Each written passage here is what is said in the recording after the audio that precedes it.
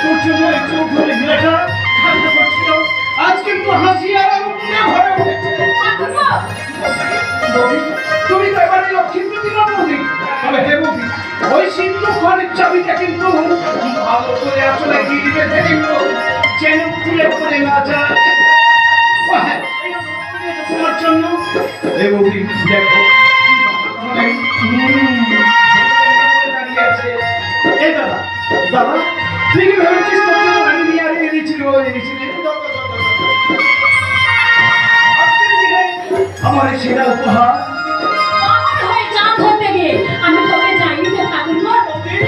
বৌদি তুমি কেন ঠকবে? বৌদি তুমি কেন ঠকবে? তুমি কি হিরের মালা গলায় করেছো? দাদা যে আমার সাক্ষাৎ বৈকুণ্ঠের দেবতা তো দেবতা।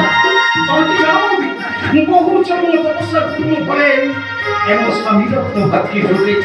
তোমার মধ্যে সুখী বোধ হয় এই সংসারে আর বরং তুই কিন্তু সব বাড়িয়ে বলছিস। তুই কি কখনো পশ্চিমবঙ্গে যাচাই করে দেখেছিস আমি আসল শোনা না বাবা যদি হবে তাহলে সূর্য করে গরিব দুঃখী ভিখারি পর্যন্ত আরম্ভ করে সবাই তোমাকে কেন সেলা করতে। তুমি আসল শোনা গো দাদা, তুমি আসল শোনা। মামা বাবু, ব্যথার পাড়ুই এক গ্লাস কলঙ্ক মাথায় নিয়ে আমি ফিরে এসেছি জীবন দর্শনের পরীক্ষায়। আজ আমি ব্যর্থ, আমি হেরে গেছি।